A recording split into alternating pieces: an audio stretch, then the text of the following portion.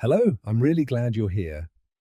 On this channel, I share simple, quiet stories about life, love, and the little feelings we all go through. If that sounds like something you enjoy, don't forget to subscribe. Every subscriber gives me a little more encouragement to keep telling these stories. Now, let's begin today's story. The silver SUV crept through the forest roads of the northeast. On both sides, maple trees were turning, red, orange, and golden leaves blanketed the ground, crackling under the tires like someone slowly flipping through the pages of old memories. Nathan kept his eyes on the road, fingers tightening slightly on the steering wheel. Elliot sat quietly in the passenger seat, head resting against the window, holding an unopened book. They had been silent for nearly an hour. Vermont. This time of year looks just like the postcards you used to send me. Only difference is, now we're driving through it. No, it's different. Back then, I sent those pictures never thinking I'd have to come back here. Elliot didn't respond. He knew what Nathan was worried about. Not the distance, but the old house waiting at the end of the road. 3 days ago, Nathan received a call from a small hospital in the town of Jericho. A nurse explained his father Harold was no longer able to live alone. He'd mixed up his medications, forgotten to eat, wandered the streets until the police brought him back. Every relative had refused to take him in. Only one name remained: Nathan, the son Harold had disowned nearly 20 years ago. Nathan hadn't planned on returning, but that same night, Elliot had already packed their bags. You don't have to forgive him, but you can't let him die alone. Nathan knew he was right, and so they left. The Welcome to Vermont sign appeared through the morning fog. Beneath the weathered wooden board, a faded slogan, "Where memories sleep." Feels like this place doesn't want anyone remembering the past. Because if they did, no one could survive here. The SUV turned into Jericho, a small town so quiet you could hear leaves falling. They passed a white-steepled church, a coffee shop named Molly's, and the bait and tackle store Nathan used to hate. At the end of the road stood a 2-story oak house, the one he grew up in, the one he left at 23, after a fight that never ended with an apology. The roof was mossy, the grass reached their knees on the porch, an old rocking chair swayed though there was no wind. This is your house. Yeah, it's a lot older than I remembered. They stepped out. The first winter wind slipped beneath their collars. Nathan slowly walked up the steps, pulling a rusted key from his coat pocket. It was the same key his mother had given him. She died in an accident when he was 12. Since then, the house held only 2 people, and a silence neither dared to name. The door creaked open. Inside was dim. The air smelled of mildew, old tobacco, and decaying wood. A raspy voice echoed from the kitchen. Emily, that you... Nathan froze. Elliot turned to him, a slight crease between his brows. Harold stepped out from the kitchen doorway, his shirt wrinkled, hair unkempt, eyes drifting. When he saw Elliot, something lit up behind his tired face. You cut your hair. You look different. Elliot stood frozen. Nathan stepped forward. Dad, it's me, Nathan. Harold blinked, then shook his head. No, Nathan's just a little boy. You're not him. He turned away, mumbling to himself. Emily liked mustard on her bread, not mayonnaise. Nathan stood still. Elliot placed a hand gently on his back. Who's Emily? I don't know. I've never heard that name in this house. They stepped into the living room. On the wall was a dusty frame, Harold and a young Nathan. No photo of his mother, no trace of her anywhere. Elliot bent over the old piano, its keys covered in dust. He pressed one. A jarring, out-of-tune note echoed through the silence. He mistook me for someone else. His memories are all tangled. Maybe Emily was someone he once knew. Nathan sat down, his hands trembling. He wasn't afraid of being forgotten. He was afraid of being replaced. After my mom died, he changed, cold, silent, cruel. Elliot sat beside him. Maybe. It wasn't just about her. From the kitchen, Harold chuckled softly. His voice floated through the quiet. I had a choice once, but I didn't take that train. Nathan looked up, his gaze fixed on the dark hallway where his father had disappeared. In this house, time didn't stand still, it simply got lost, and now it was up to him to follow its trail or stay behind. Night fell quickly. Vermont after dark was cold and still, like the whole world was holding its breath.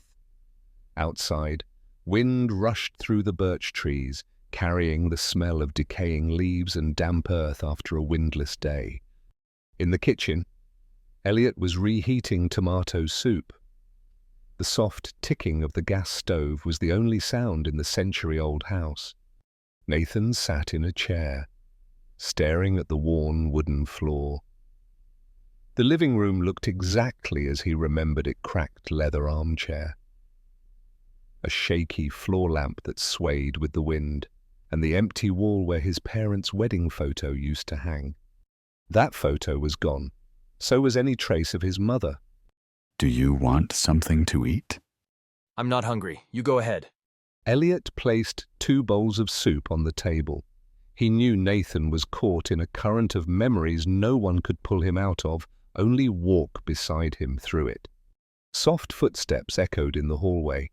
Harold appeared, wearing a flannel nightshirt, hair disheveled, eyes foggy. He sat at the table and looked at Elliot. You still like spicy mustard, right? Elliot didn't react right away. He glanced at Nathan. Nathan held back a sigh. Dad, this is Elliot. He's my partner. Harold shook his head slowly. No, Emily. She would have never left like that. The words landed like a slow knife. Elliot nodded gently, offering a polite smile. He placed a bowl of soup and a silver spoon in front of Harold. Dinner's ready, sir. Harold picked up the spoon and began eating like everything was normal. Nathan watched, his chest tightening. His father used to insist on doing everything himself. Now he sat there, eating like a child guided by fading memory. After dinner, Harold stood up and walked to his room without a word. The door clicked shut behind him, soft but cold. In the living room, Nathan sat still. Elliot wiped down the table, then washed the dishes in the cold water. You okay? I don't know. I don't think it's just memory loss. I think he remembers someone very clearly, and that person isn't my mom. Elliot dried his hands and sat across from him. Maybe she was someone who mattered. Someone he never dared to speak of. Nathan lowered his gaze. You know, after my mom died, he didn't cry. Not once. He just stood there, held my hand, and said, "It's just the 2 of us now." But I never felt like we were truly together. Elliot didn't answer. He took Nathan's hand and held it gently in his own. Outside, the wind picked up. A window upstairs creaked open, groaning like the house itself was sighing. And somewhere in the dark above, a picture frame sat face down against the wall. In it, the name Emily was written in a handwriting Nathan knew all too well. Vermont at night was still as stone. No cars, no city sounds, only the faint chirping of insects outside the porch, and the ticking of the wall clock like the heartbeat of a house grown old. Nathan lay in the same bed he'd slept in as a teenager. The room was nearly untouched. Single bed, silver-grey sheets, a desk by the window, and a low bookshelf holding a few detective novels his mother once read to him. Elliot lay beside him. The space was tight, but neither of them complained. They just lay there, eyes open, silent. Can't sleep. No, I keep thinking about that name. Emily. The way he called you. It wasn't the confusion of someone losing his mind. It felt like he was reliving something. Elliot turned, facing Nathan in the dark. I read once, people with Alzheimer's don't always forget everything. Sometimes they just slip back into one moment they never got past. Nathan said nothing, but inside, he was pulled back to when he was 12, the day his mother died. He remembered his father quietly locking her bedroom door, never letting anyone back in. And from that day on, never speaking of the past again. Suddenly, a sound came from downstairs, a glass breaking. Nathan sat up. Elliot followed close behind. They padded down barefoot across the cold wooden floor.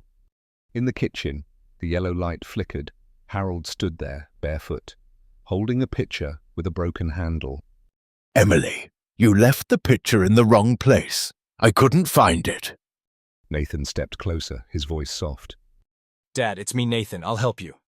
Harold turned, eyes unfocused. Nathan's not here. He left. Who are you? Nathan froze. Elliot stepped forward, gently taking his hand. I'm Nathan's friend. Let me walk you back to your room. Harold looked at Elliot. Something softened in his face, as if seeing something familiar. You never really left me, did you? Elliot stiffened. Nathan stood still. Harold placed a hand on Elliot's shoulder and smiled, not the smile of a confused old man, but the distant, tender smile of someone seeing a lost love again after all these years. He followed Elliot back toward the bedroom, walking slowly, whispering broken sentences under his breath. Nathan remained in the kitchen, staring down at the floor at the broken shards of glass. Beside them, a drop of water. He couldn't tell if it had fallen from the pitcher or from his father's eye. The next morning, sunlight streamed through the thin curtains, casting broken streaks of light across the wall like soft knocks on the bedroom. Elliot had woken early and was making coffee in the kitchen. Nathan sat on a chair by the window, gazing out at the birch trees draped in morning mist. It was cold. Vermont was always cold this time of year, even in the sun, but the real chill didn't come from the weather. It settled somewhere in his chest, like a question just beginning to bloom that no one dared to speak. Downstairs? Harold coughed, then opened his bedroom door. Elliot stepped out to greet him, coffee in hand, offering a warm smile. Good morning, Mr. Harold. I made coffee for you. Harold nodded. His eyes drifted across Elliot, then stopped. He smiled. You're up early. You used to sleep past noon. Remember? Elliot flinched just slightly. Nathan came down the stairs and caught that look, and for a second, he didn't know if what he felt was jealousy or grief. Dad, I need to ask you something. Harold sat down in the armchair, coffee in hand, nodding gently. Go ahead, son. For the first time in 2 days, he got the name and the relationship right. Nathan took a seat across from him. Elliot stood nearby, quiet as a shadow. Dad, who is Emily? Harold looked up. A blank flicker passed through his eyes, then vanished like smoke. Emily. Last night, you mistook Elliot for someone named Emily. You talked to him, like she meant something to you. Who was she? Harold stayed silent. The coffee cup in his hand trembled just slightly. No, there's no Emily. Don't ask me that again. But you kept saying her name at dinner in the kitchen. Harold stood up suddenly, setting the cup down hard, nearly spilling it. He looked at Nathan, not with the foggy gaze of confusion, but with the sharpness of someone hiding something. I said there is no Emily. What else do you want from me? I've already lost enough. The room turned still, like something had frozen in the air. Elliot stepped forward, placed a hand on Nathan's shoulder. It's okay. You don't have to ask now. Harold looked at Elliot, then exhaled a long, weary breath. His voice dropped low. Some names are best left buried. Saying them only brings back pain. With that, he turned and slowly walked back to his room, leaving the two of them standing there in a morning so bright it felt like a storm had just passed through. Nathan watched his father disappear down the hallway, a new question rising in his chest. If Emily never existed, why had her name lasted so long, long enough to become the last ghost clinging to his father's fading mind? The soft crackle of bacon filled the kitchen. Elliot carefully flipped each slice, the aroma drifting through the old house like a memory coming back to life. On the table, toast was golden and the eggs were perfectly runny. Nathan sat a few steps away at a scratched wooden table, watching Elliot's every familiar movement. He knew Elliot was trying to keep things normal in a house where nothing was. Harold walked into the kitchen. No one called him, no one helped. But he made his way straight to the table, pulled out a chair, and sat down as if he'd done it every morning for the last 20 years. You cut your hair. Didn't you look neat? Elliot turned. A pause flickered in his eyes before he gave a gentle smile. I'm making breakfast. Harold stared at Elliot for a moment, then smiled not like a father would, but with a look caught somewhere between tenderness and memory. Remember the time you burned the whole loaf of bread oven wouldn't stop beeping? I had to grab a towel to shut off the smoke alarm. Elliot froze. Nathan set down his spoon. Dad, who are you talking about? Harold turned, face slightly confused. Emily, of course. The air drained of all sound. Elliot lowered his head. Nathan took a slow breath. Dad, Mom's name was Linda. Linda couldn't cook. She hated bacon. Emily was different. Emily always woke up early, always made the coffee. Nathan stood, pushing back his chair. Dad, there's no Emily. No one named Emily ever lived in this house. I've asked you before. Harold said nothing. He looked down at his hands, then murmured. She was real. People just stopped saying her name. Nathan stepped closer. You need to tell me the truth. Who was Emily? Who was she? All those years Mom was still alive. Harold looked up, eyes clouded with something darker. She was the one I should have gone with. But I didn't take that train. I chose what everyone said was right. Elliot quietly placed the plate of bacon on the table. What about Nathan's mom? Harold looked at Elliot, then stood, slowly walking toward the kitchen door. She was good. I owed her a lot. And I owe Emily too. He left the kitchen, leaving the two of them standing in the smell of breakfast no one wanted to touch anymore. Nathan turned to Elliot. He's reliving a moment, a name, a choice, and that name wasn't my mother's. Elliot gently squeezed Nathan's hand. He didn't say a word, but in both their hearts, a question rang out clearly.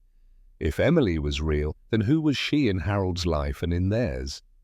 The Vermont afternoon bathed the maple leaves in gold outside the porch.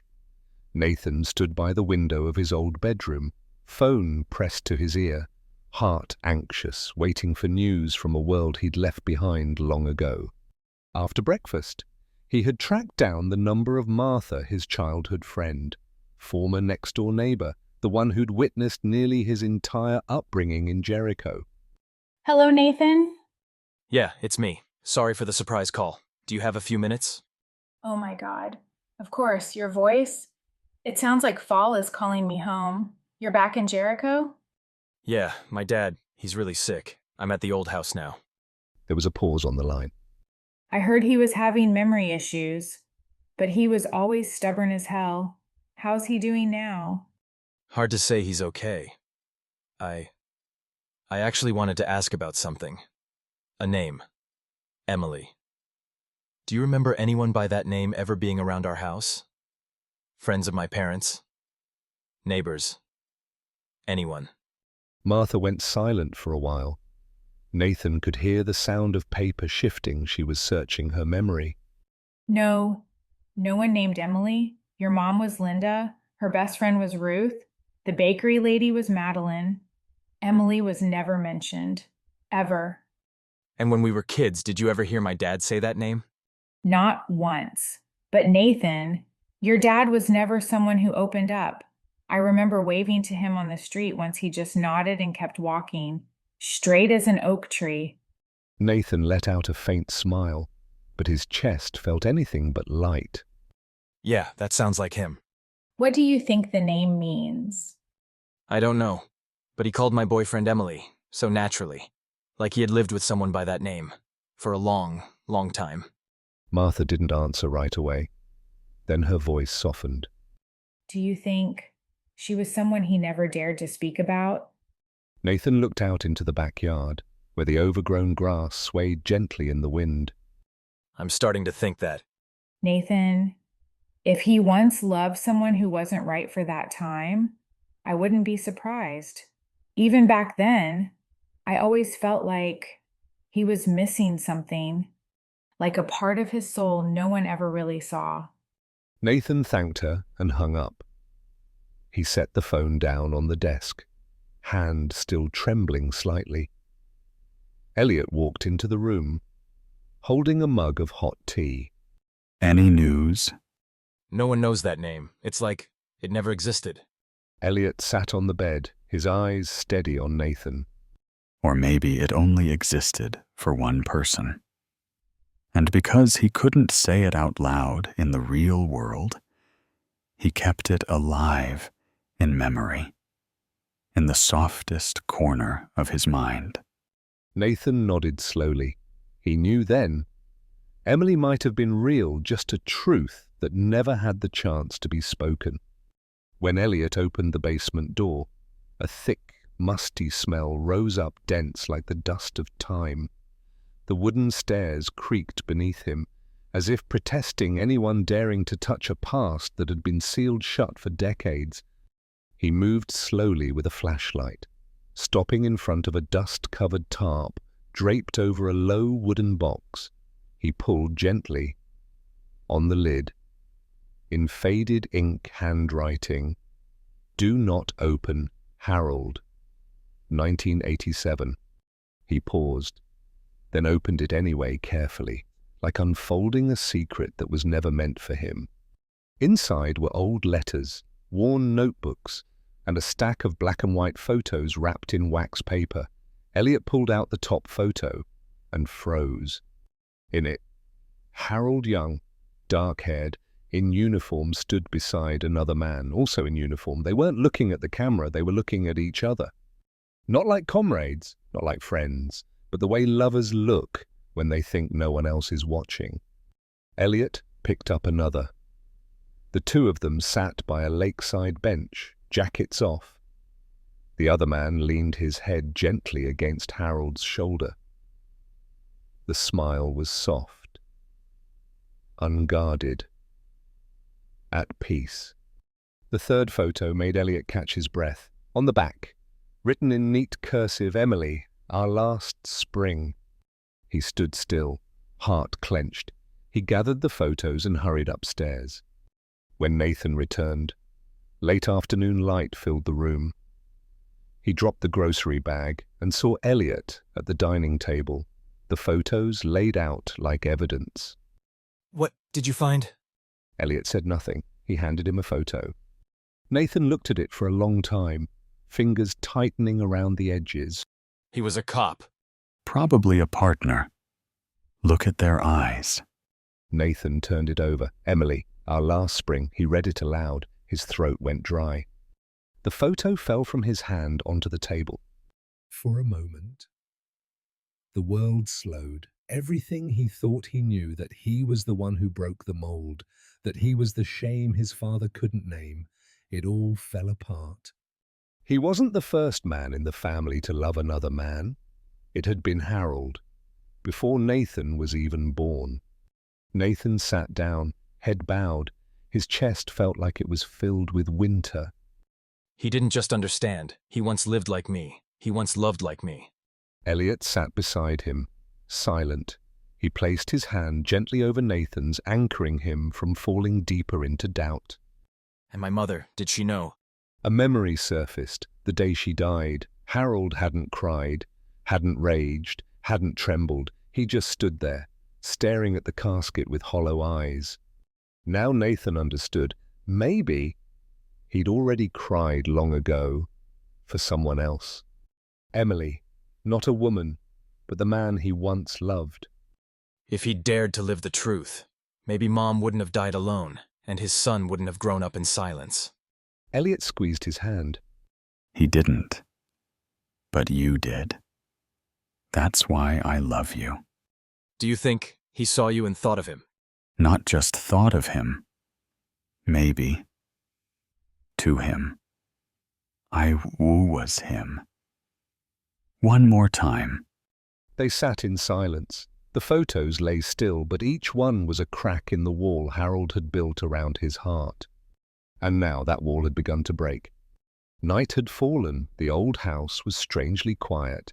Elliot was asleep in Nathan's room, but Nathan couldn't close his eyes. The photos were still there, not on the walls, but lodged in his mind like shards of glass that refused to leave. He got up. His feet carried him down the hallway, then turned toward his father's old room. A room he had never entered with the eyes he had now. The desk was covered in dust. On the shelf, his father's police notebooks sat neatly in a row, but what stopped Nathan's heart was the bottom drawer, the one his father had once said, "There's nothing in there for you." He pulled it open, a small wooden box. On its surface, a carving, Emil, for the last time I dared to dream. Nathan opened the lid. Music spilled out, slow jazz, the very song Harold used to play on the radio whenever he drank alone. Inside the box was only an old train ticket, Jericho to Chicago, departure April 1987. Nathan froze. That was before he was born, even before his parents' wedding. His father had planned to leave, maybe for a meal, maybe to start over, but in the end, he hadn't gone. Nathan closed his eyes, and the memories came rushing in. As a child, he once asked his mother, "Did Dad ever go anywhere far?" She only smiled. Gently, he almost did. But he stayed because he had to. Now Nathan understood staying meant accepting a life that was never truly yours. He turned and walked out of the room, headed upstairs, down the dim hallway, to the door that had remained locked for 30 years. His mother's room. The lock was rusty, but Nathan still had the old key, the one she gave him when he turned 17, in case one day you need to find answers. The door creaked open. Inside, a bed draped in white cloth, a vanity frozen in time. On the vanity, an unsent letter, written in soft, familiar handwriting. "If you can't love me truly, at least don't let our child grow up in a lie." Nathan sat down, burying his face in his hands, his thoughts shattered into fragments. His mother had known. She had loved Vermont and endured a man who could never give her his whole heart. And he, Nathan, had been born from a decision filled with sacrifice on both sides. A soft sound at the door. Elliot appeared, wrapped in a thin sweater. I figured I'd find you here. Nathan looked up, his voice rough. You were right. This house holds so many things that were never said. Elliot stepped inside, his eyes falling on the music box and the train ticket. He wanted to leave. Maybe out of duty. He stayed. Maybe out of fear. Or maybe because he believed doing the right thing would somehow make it all okay. Nathan looked down at the letter his mother left behind. Her handwriting trembled in the final line. He touched it, as if touching for the first time. All she had kept locked away. But that right thing turned out to be the wrong life, and his son grew up with questions no one dared to answer. Elliot gently reached for Nathan's hand, his gaze warm as firelight. But you You dared to live honestly. That's the difference. Nathan smiled faintly, eyes glistening. Do you think he looked at you and saw himself? Not just saw. I think. In his eyes. You were the man he wished he could have been. And I was the one he once loved. The two of them sat there, in a room heavy with memories and silence, but for the first time, it didn't feel heavy. It felt like the beginning of understanding, of forgiveness. The next morning, a light rain was falling. Droplets tapped against the eaves in a steady rhythm, like time itself whispering it moves on, whether you're ready or not. Nathan stood at his father's door. It was slightly ajar. Inside, the amber glow of a nightlight spilled a faint warmth into the room. He knocked gently. Dad, can I come in? No reply, only the soft clink of porcelain against wood. Nathan pushed the door open. His father sat there, silver-haired, shoulders thin, holding an empty teacup, eyes staring blankly out the window. But those eyes, they weren't empty. They seemed to be searching through the present, reaching for something long lost. Dad. Harold didn't turn, but he gave a slight nod, as if recognizing a voice he hadn't heard in decades. October rain in the morning, just like that year. His coat was soaked, but he still smiled. Nathan stepped closer, his heart tightened. Who was he, Dad? Harold didn't answer right away.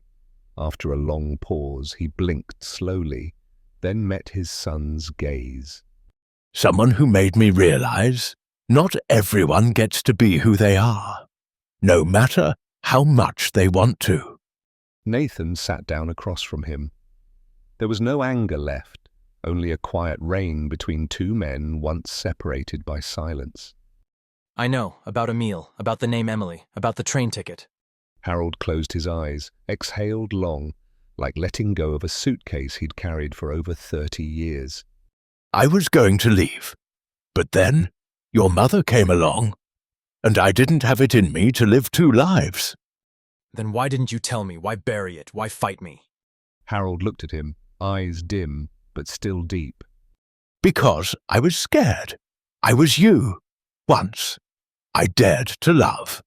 And I lost him. I didn't want you to lose everything the way I did. But I didn't lose anything.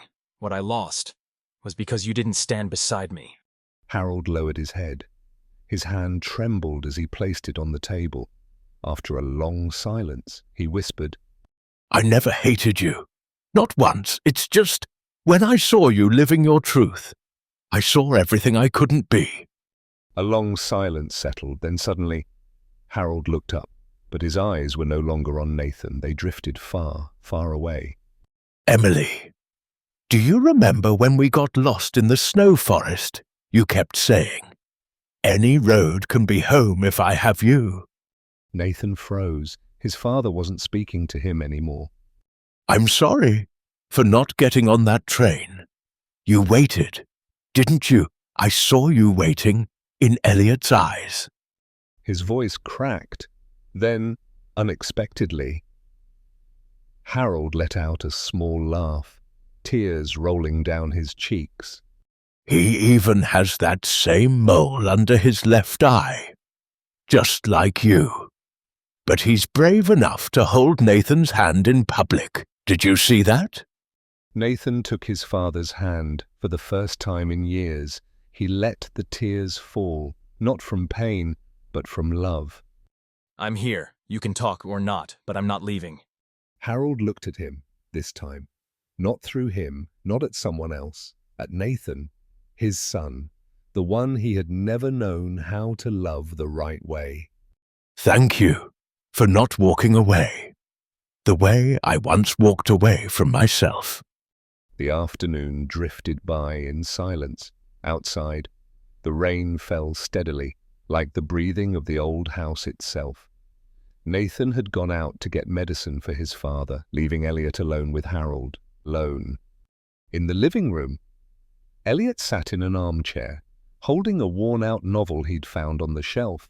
He flipped through a few pages, but didn't really read. His mind kept circling back to the conversation that morning between father and son. A soft sound broke the stillness, the scrape of a chair. Elliot looked up. Harold was standing in the middle of the room. No cane. His posture was tilted, his hands trembling.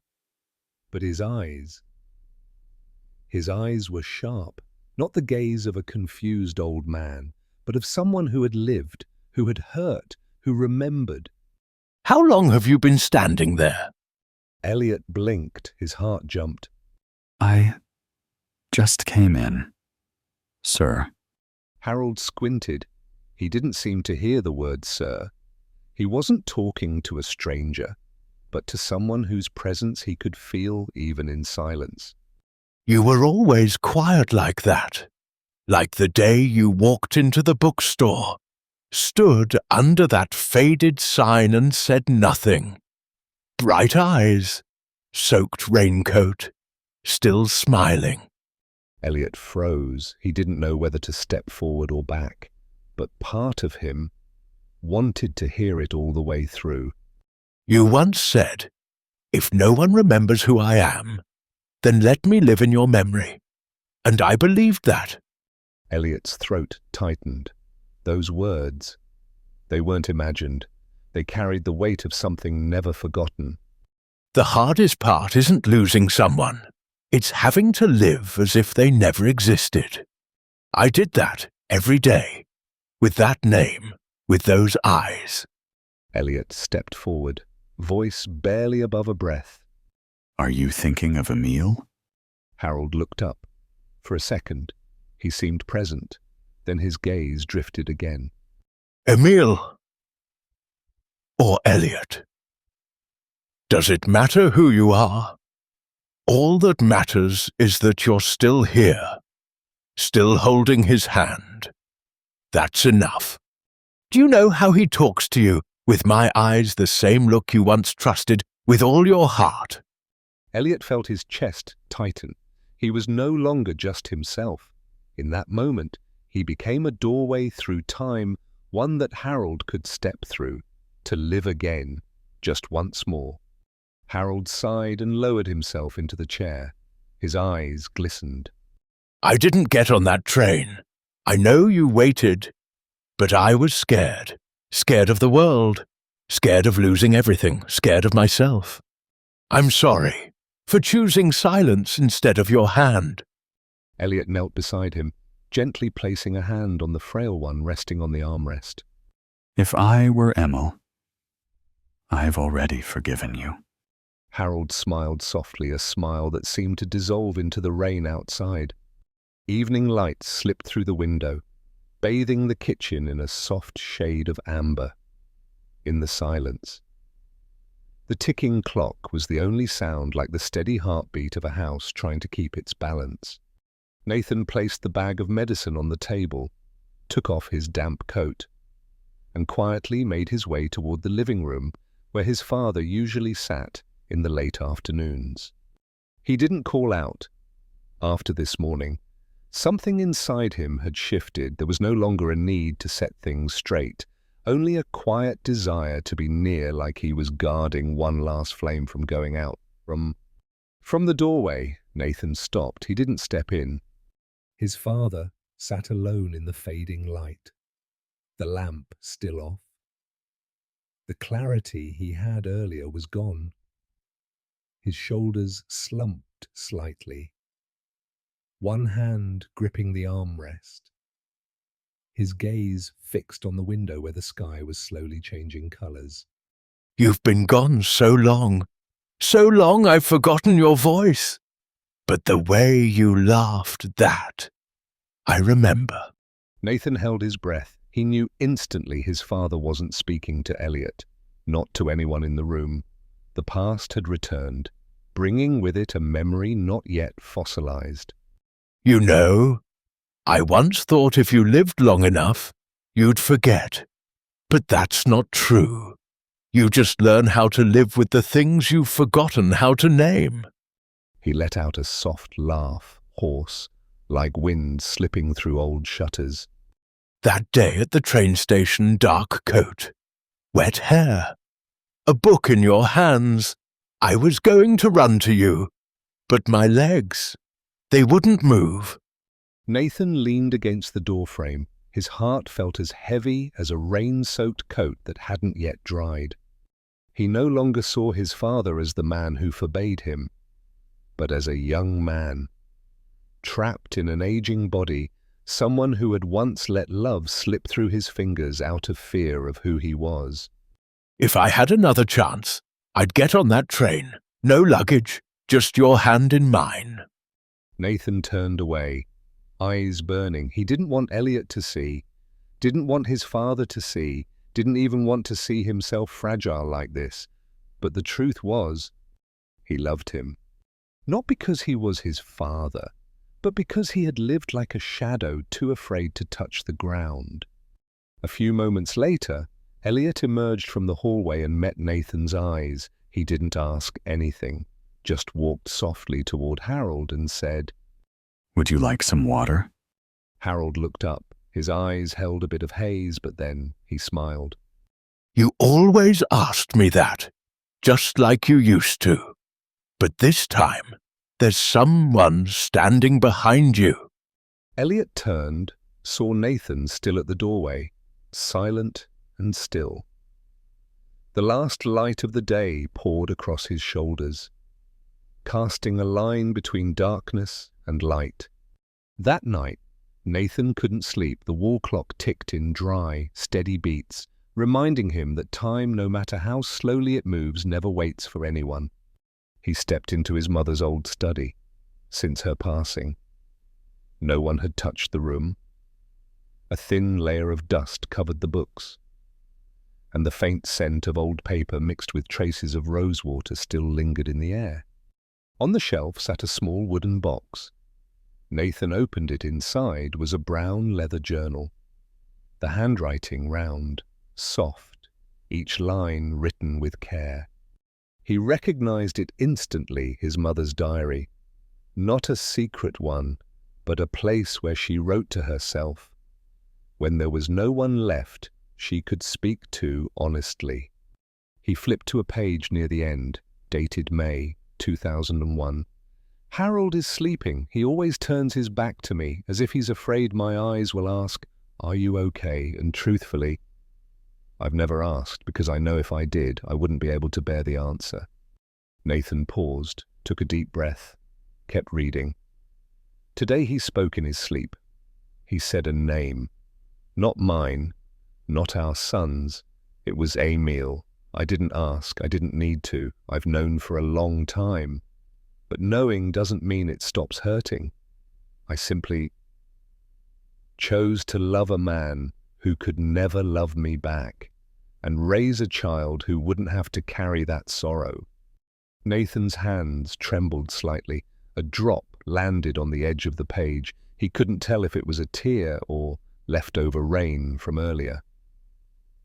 If one day Nathan learns the truth, I hope he won't blame his father. Everyone has their own fear, and his was losing both love and honor. So he clung to the second and let go of the first. As for me, I held on to them both by stepping back, staying quiet, and waiting for our child to grow. Nathan closed the journal and held it to his chest, as if what he cradled wasn't a book, but the last warmth left of his mother. He didn't cry, but his eyes were red-filled, not with grief, but with gratitude, because for the first time, he understood. His mother wasn't weak.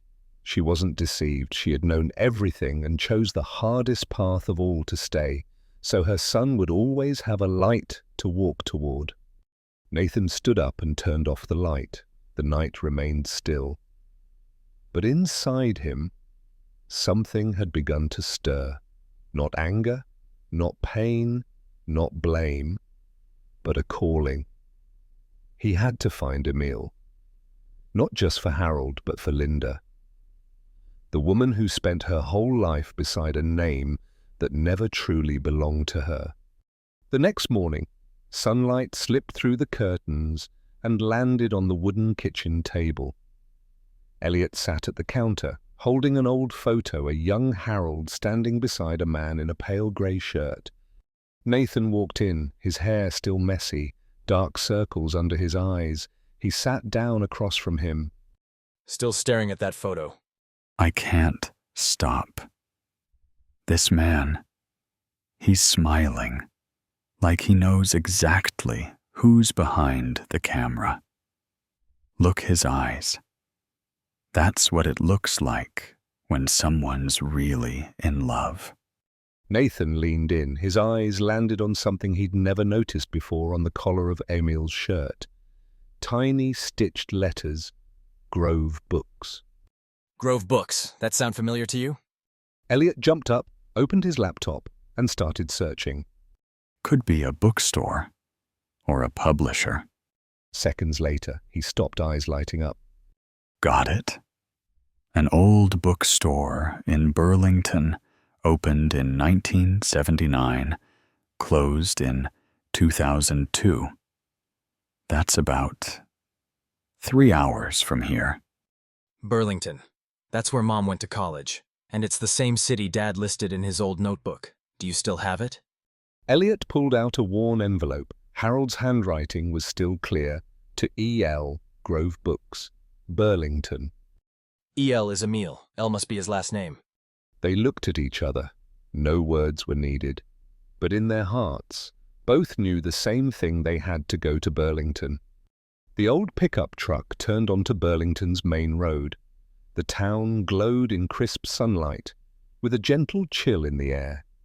Elliot held an old paper map, annotated in Harold's handwriting. Nathan drove slowly, eyes scanning each house number. At the third intersection, Elliot pointed ahead. There it is. Grove Books. The wood sign's letters are faded, but the old font is still the same. They parked. The shop was now a modern book cafe with a different name. But when they asked the owner, a middle-aged woman with glasses, she nodded without hesitation. Grove Books. That used to belong to Mr. Henry. I worked here when I was a student. He retired years ago. The place changed hands in 2003. Do you happen to know someone named Emil who worked here around the 1980s? The woman looked at them thoughtfully. Then she stepped into the back and returned with a dusty picture frame. She handed it to Nathan. This was taken during the shop's 20th anniversary, in 1999. The man on the far left, that's Emil. Emil Leclerc. Elliot and Nathan exchanged a glance. E.L. Emil looked older than in the photo. With Harold, his hair was graying, but his eyes still bright. In the picture, he had one arm around the owner. His smile was the same, warm but quiet. Nathan gripped the frame a little tighter. Do you know where he is now? After the shop changed hands, Emil left. I heard he moved out near Lake Champlain, somewhere close to a wood shop. I remember because he used to talk about paddling at dawn. Elliot jotted down the location. Lake Champlain's about an hour from here. We might be able to find him. Nathan nodded, but his gaze dropped not from fear of seeing him, but from the fear that maybe he wouldn't remember Harold at all. The road to Lake Champlain curved gently through sloping hills, flanked by maple trees tinged with the first reds and golds of early autumn. Elliot followed the map, guiding Nathan to turn down a narrow path. At the end stood a modest wooden house, facing the still, open water of the lake. A middle-aged man with salt and pepper stubble was splitting wood behind the house. Elliot stepped forward. Excuse me. We're looking for someone named Emil Leclerc. He used to work at Grove Books. The man looked up, his eyes lingering for a moment. Then he set the axe down and gave a quiet nod. You're the first people to ask about Emil in years. So, you knew him. Of course. Emil lived here for over 20 years. He was the best friend I ever had. Nathan clenched his hands slightly. Is he still alive? The man looked at him for a long beat, then gently shook his head. Emil passed away last March. Lung cancer. It spread fast. He didn't smoke, he just lived too quietly for too long. Nathan took a step back, as if someone had just snatched away his father's last chance to say what needed to be said. Elliot placed a hand on his shoulder. The man turned, then added, But Emil left a few things. In his old study books, notebooks, a wooden box with a rusted lock. Before he passed, he told me, if anyone ever came from Vermont, especially someone asking about Harold, to give them this. He opened the door and led them into a small room, a wooden desk, a window facing the lake, a few bookshelves. On the desk sat a small wooden box, the lock worn with age. He handed it to Nathan. Emil didn't leave a will. No money. Just said, if someone made it this far, then what needed to be kept would find who it was meant for. Nathan opened the box. Inside was an old photograph Harold and Emil sitting under a porch roof. Late afternoon sun spilling across their backs. Beneath it, a handwritten note, summer 1988, the afternoon I meant to say it, but didn't. Beneath the photo was a bundle of letters, tied together with red string. One envelope sat on top, marked 2HC, if you still remember me. Elliot glanced at Nathan. Neither of them spoke. Outside the window, the lake was still as glass, but inside them both, a door had just opened to everything that had never been said aloud. It was night when they returned to Vermont. The old house sat quietly beneath a sky scattered with faint stars. Nathan stepped into the living room first. His father was there, sitting silently in the armchair, eyes fixed on the corner of the room where no one stood. Elliot walked closer. He opened Emil's envelope and gently unfolded the yellowed letter. His voice was steady, slow. Dear Harold, if you still remember me. Harold looked up. His eyes were hazy, unfocused, but as Elliot read, something flickered inside them like a still lake stirred by the wind. I'm not writing this to blame you, nor to relive what happened between us. I write because there are things we couldn't say when we were young, and I don't want to take them with me to the grave. Nathan stood behind, his hands clenched, his throat tight. I waited for you at the station, but looking back now, I don't feel anger, because I understand. To love someone doesn't mean they're brave enough to stay. I lived the rest of my life with memories, and I lived it well. On certain autumn mornings, I'd think of you, not with regret, but with a smile. Harold tilted his head slightly. His lips moved too softly to hear, but his eyes shimmered. Elliot continued. I never married, and I didn't wait, but I was never lonely, because a piece of you stayed in my memory, and somehow, that was enough. Elliot paused. The letter trembled slightly in his hands, rising and falling with each breath. His voice softened. If one day you're reading this, I hope you've lived in peace. And if someone is beside you now, I hope they gave you the smile I couldn't keep. Be gentle with yourself. Emil. Harold closed his eyes. A single tear slipped from the corner. Nathan stepped forward, knelt down, and took his father's hand. Did you hear that, Dad? Harold didn't answer, but this time, His lips moved again and 2 words came through. Clearly, he did. Nathan bowed his head. Elliot placed the letter gently on Harold's lap, folding it back just as it was. No one said anything more, but in that room, once filled with silence too heavy to speak through, there was only peace now, the peace of a love that had once been real. That morning, Vermont was quieter than usual. The sky was clear, the sun gentle, the breeze cool. The early maples had just begun to blush gold. The air smelled faintly of dry leaves and the soft chill of October. Elliot was up early. He tiptoed downstairs and made Earl Grey. Just like every morning, Harold liked his tea strong, no sugar, served in the white porcelain cup with a silver rim, the one Linda had bought. Once upon a time, when the tray was ready, Elliot walked upstairs and tapped lightly on Harold's door. No answer. He opened it slowly, gently, as if afraid to disturb something too fragile. Morning light filtered through the window and fell across the bed, where Harold lay on his side, blanket over his chest, hands resting softly on his stomach. His eyes were closed, a faint smile touched his lips. Elliot placed the tray on the table and stepped closer. Morning tea. Mr. Harold. No reply. He leaned down, touched the back of Harold's hand, and knew it was cold. But his face was peaceful. No tension, no fear, just a man who had dreamed something beautiful and decided to stay inside it, forever. Elliot stood in silence for a long time. Then he whispered, as if speaking to a soul already at peace. You're gone, aren't you?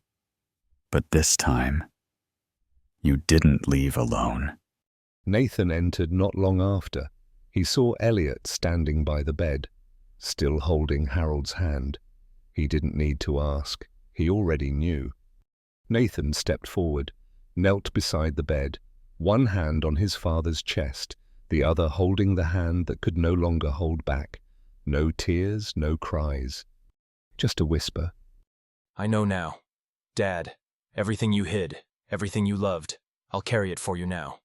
On the nightstand, Emil's letter still lay folded soft and light, like a final farewell.